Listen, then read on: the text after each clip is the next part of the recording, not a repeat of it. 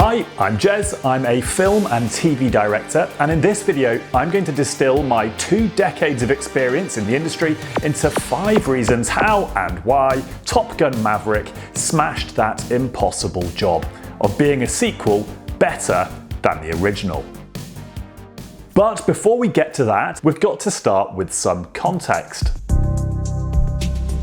So I'm going to talk about Top Gun for the first half of this video, about 14 minutes or so, because those 5 reasons why Top Gun Maverick kicks the 80s ass won't make any sense without the groundwork. Here's what's coming up in part 1. And let's start with what's great about Top Gun, with a quick word from the critics at the time. Did they agree? No. But it was a huge smash, the US's highest grossing film of 1986, and 15 years later ending up on literally everyone in the world's DVD shelf. So why? Well, there's a lot it does really well. The cinematography and music is, and I don't use this word lightly, iconic.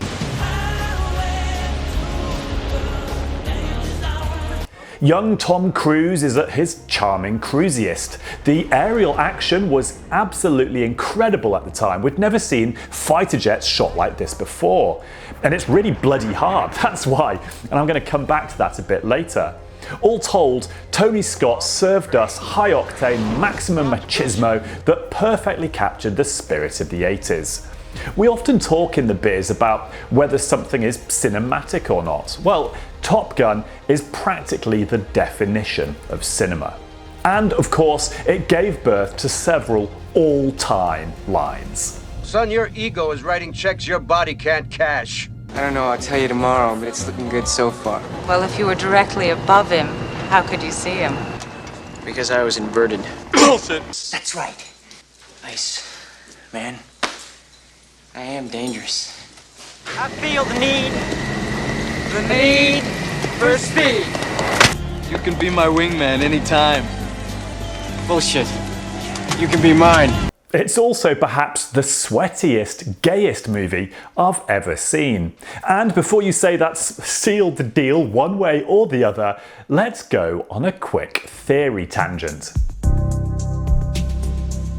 I'm going to describe the structure of a film and compare it to a sine wave, which if you remember at school, it sort of does this, right?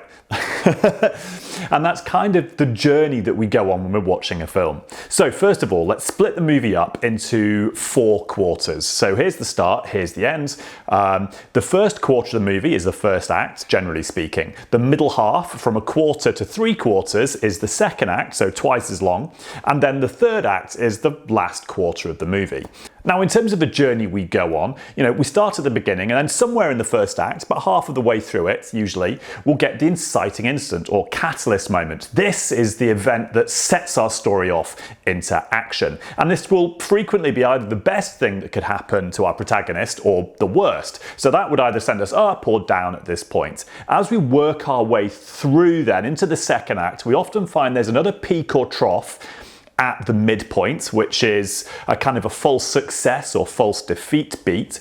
And then what's fairly typical is that at the end of the second act, we have what's usually known as the all is lost moment. And that brings our sine wave right down here. And then over the course of the third act, the hero has to fight back against the forces of antagonism to ultimately finish on a positive beat up here. Now that's obviously a large simplification, but you can sort of see how the movie is designed to pull us one way and the other. And what gives us that feeling of excitement, of being on a roller coaster ride, are the thrills of the ups and downs. So what's important is that the movie pulls us in those directions and gives us a really deep trough at the all is lost so that we really feel the ride back up and we really earn that happy ending or the ironic, positive, charged ending that we get at the end. Generally speaking, a greater amplitude of this sine wave, that gives us a sensation of it being a better film.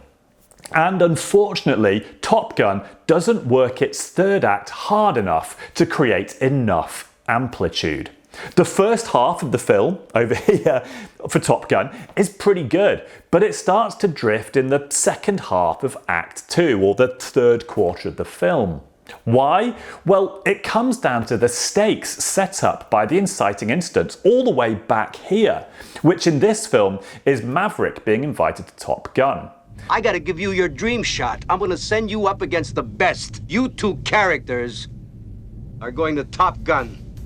The whole point of the inciting incident is that it sets up the dramatic question underpinning the whole story, which won't be resolved until we've had our climactic confrontation with the forces of antagonism.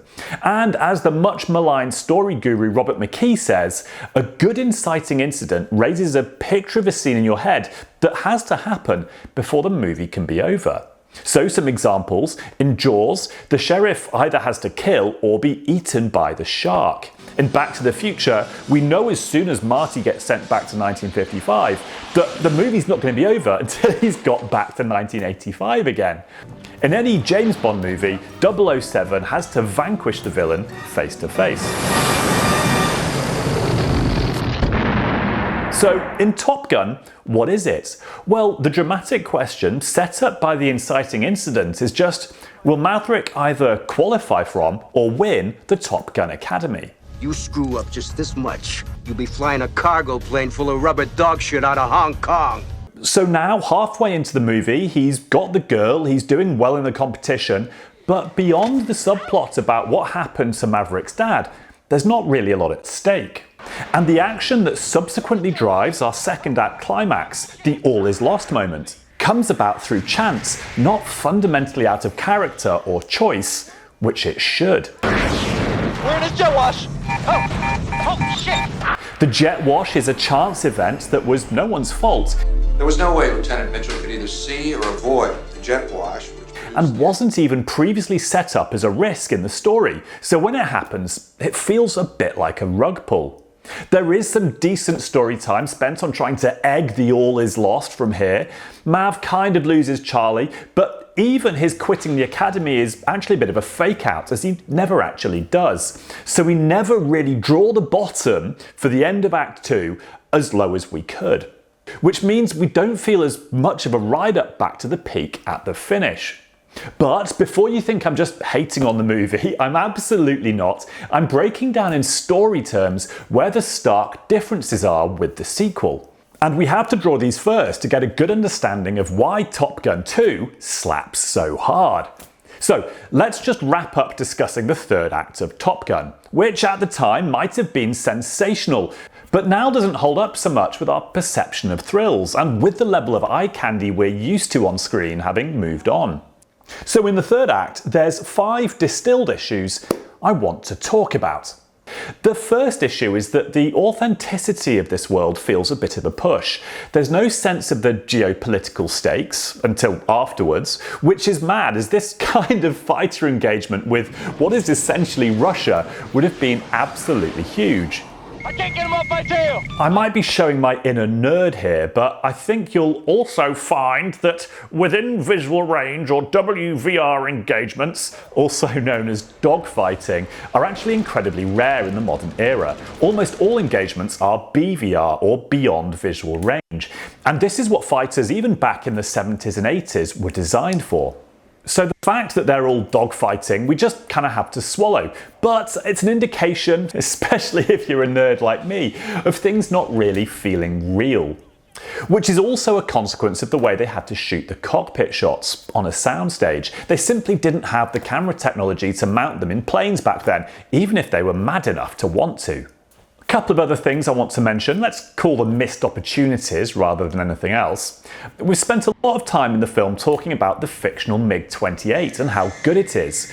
We happened to see a MiG-28 do a 4G negative dive. I'd just really like to hear about the MiG sometime. You were the only pilot who's been up against a MiG-28. It's built up to be a real thing. But in this final battle, we get no sense of how superior the opposition supposedly is, or why these F-14s are underdogs, if they're even supposed to be. We just rely on being outnumbered, which is important, but less interesting than being outmatched and outgunned on a technical or tactical level, and what that would mean for our heroes to have to overcome. The next one's a big one. The final battle is actually quite hard to follow. One of the plaudits that James Cameron often gets is how good he is at establishing the geography of action scenes. And geography is really important because beyond just understanding what's happening, it's essential to grasp the choices and stakes facing our characters in any given moment. And shooting coverage of complex action with fighter jets is really, really hard. I mean, they're in the sky, they go really fast.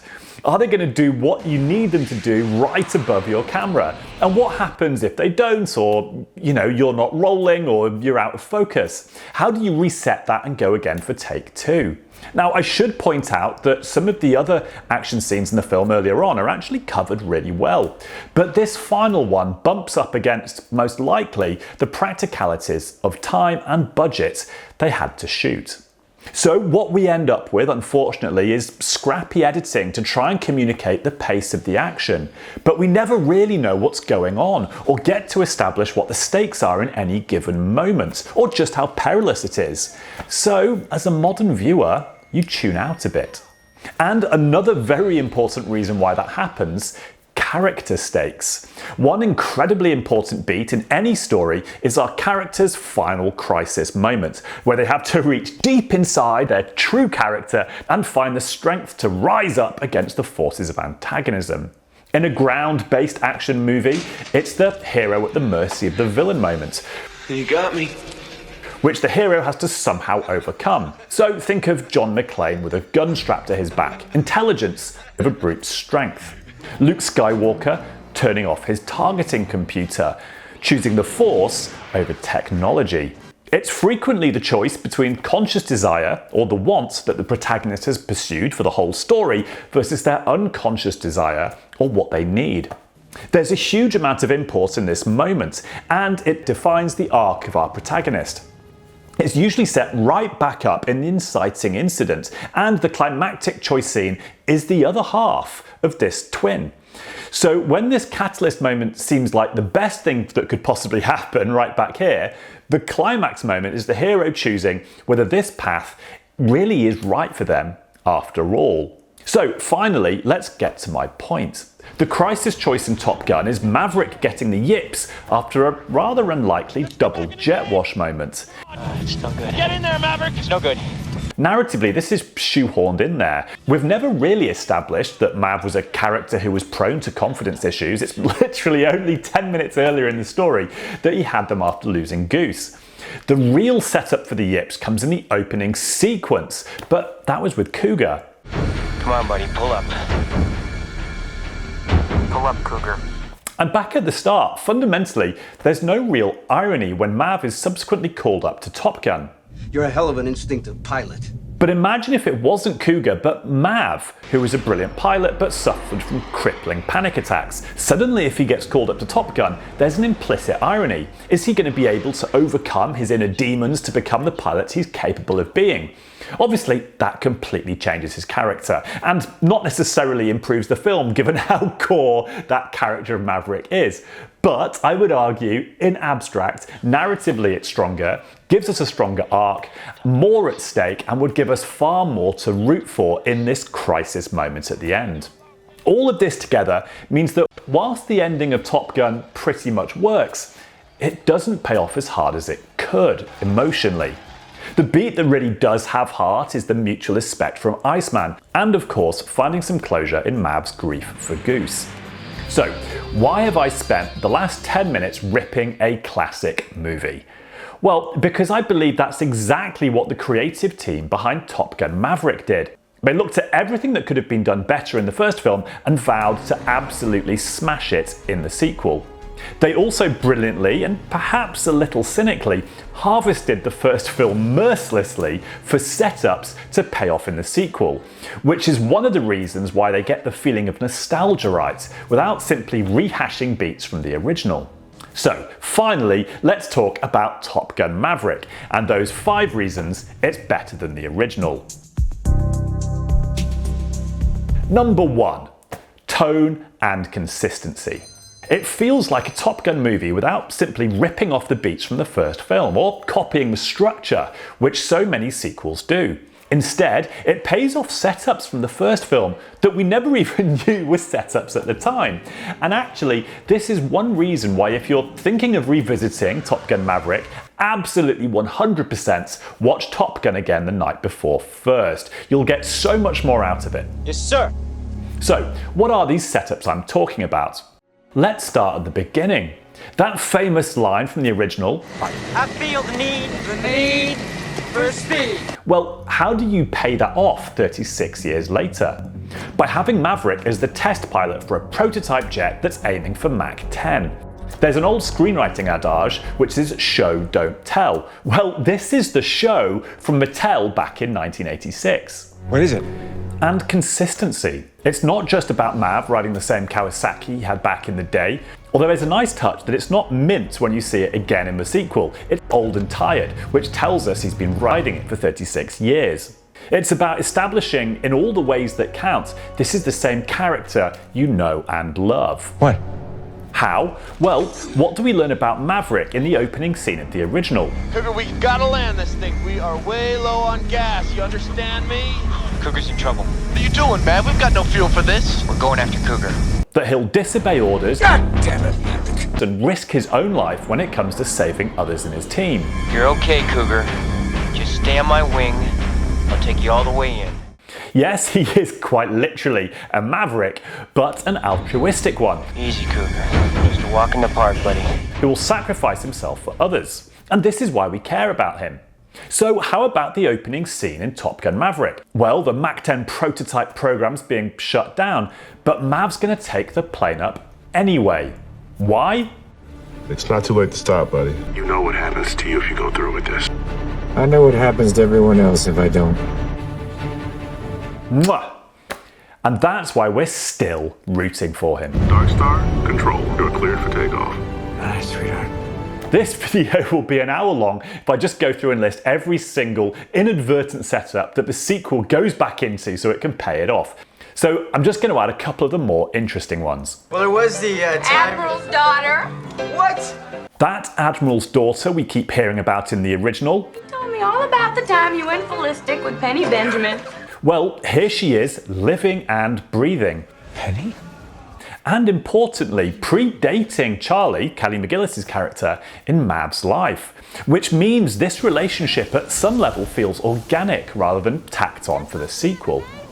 And the trauma that comes from having lost your dad as a kid, it's what drives Mav in the original, makes him who he is. Well, dead dad trauma is at the very heart of the sequel, not just making Rooster who he is, but underpinning the primary relationship and heart of the movie. Those feels you got at the end of Top Gun Maverick, well, they're the payoff to Goose being pulled out of the water back in the 80s. Bet you never saw that coming at the time. Number 2. Top Gun Maverick gets the romantic relationship right. Better than the original? In my opinion, yes. In Tom Cruise and Kelly McGillis, we've got two really good actors acting well. But in my opinion, Top Gun proves the logic for why you stick two stars in a room together for that chemistry test before you sign the contracts.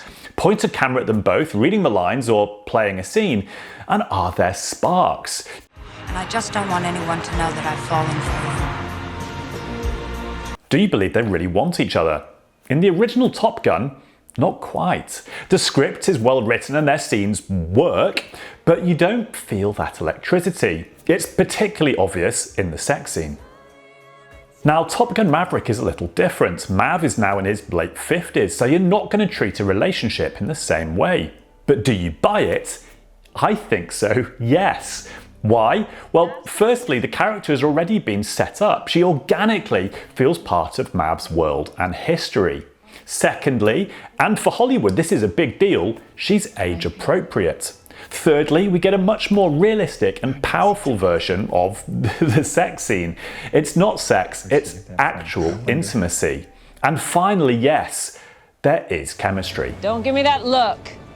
What look? That one. Good night, Pete. Night, Penny. Number 3, stakes. which are of course fundamental to all drama, whether they're internal, how does a character feel about themselves, or external, how does a character feel about another, or straight up life and death.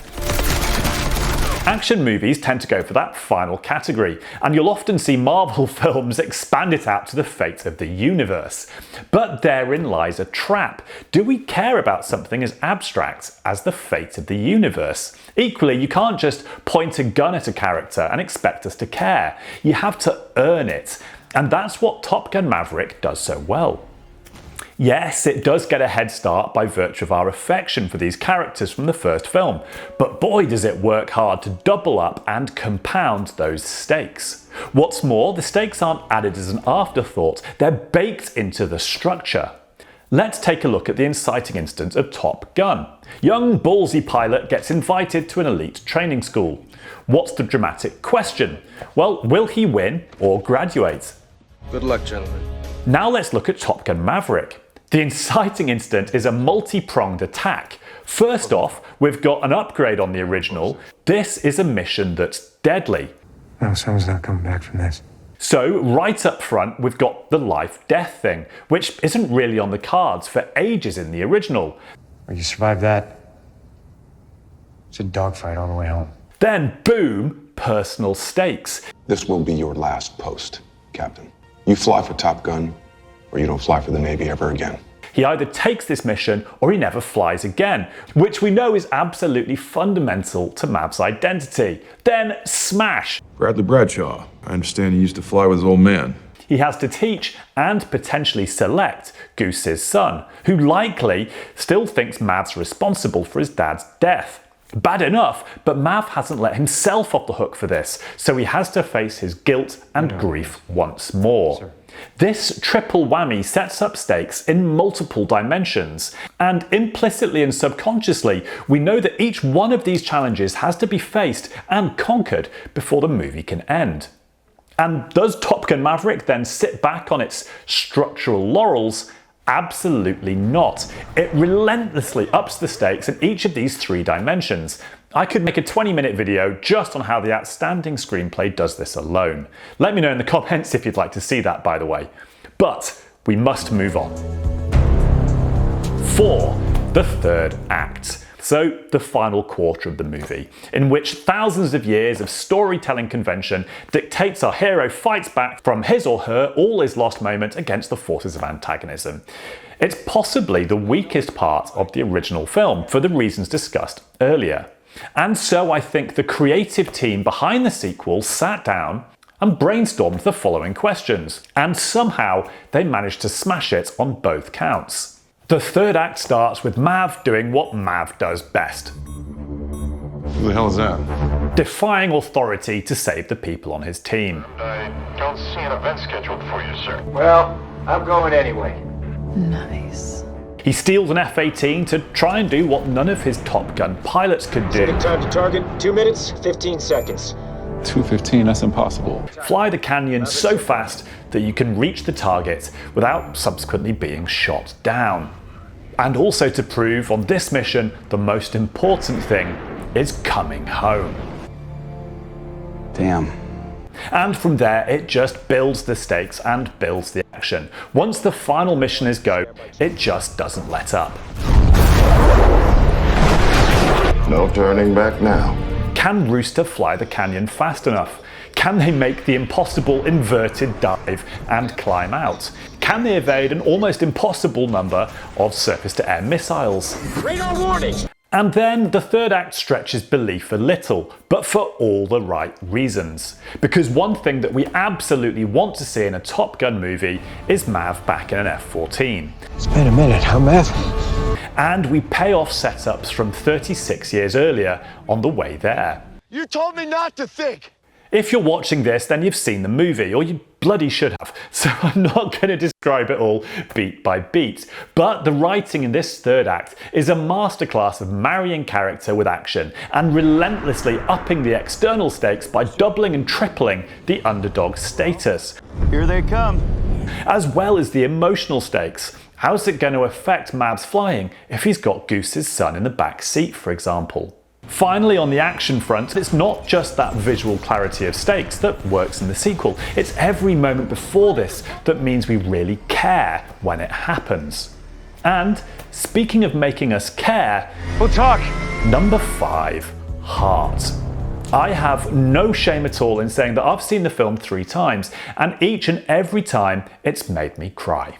The movie really gets you here, and that's quite a hard thing to achieve. So how does it do it? First of all, by tapping into our affection for Mav and Goose's relationship from the first film.